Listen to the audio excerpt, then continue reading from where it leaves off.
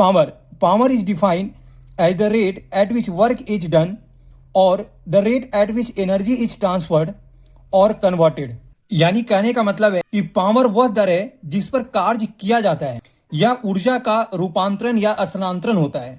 अगर हम पावर की फॉर्मूला की बात करते हैं तो P इक्वल टू होता है W/T, जहां पर P हमारा पावर होता है जो वाट में होता है, और जहां W जो होता है वो हमारा वर्क डन होता है या एनर्जी होता है जो जूल में होता है, और जो T होता है वो हमारा टाइम टेकन होता है जो हमारा सेकंड में होता है। It is denoted by P, यानी पावर को हम P से डिनोटेड करते हैं, और पावर का जो एसआई यूनिट जो होता है वो होता है वाट्स होता है या जूल पर सेकंड में होता है। Power formula derivation P equal to होता है हमारा W/T, और हमें वोल्टेज का फॉर्मूला में पता है कि V इक्वल टू होता है W/Q, तो W इक्वल टू क्या हो जाएगा V इंटू Q।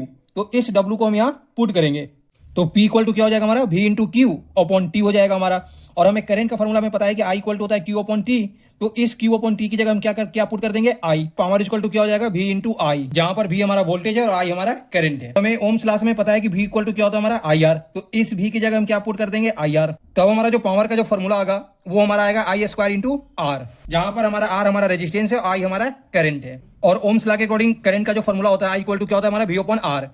तो अब इस I को हम इस इक्वेशन नंबर 1 में हम पुट करेंगे, तो P इक्वल टू क्या हो जाएगा V इंटू V/R। इसे जब हम सॉल्व करेंगे तो हो जाएगा पावर का फॉर्मूला हो जाएगा हमारा V² अपॉन R।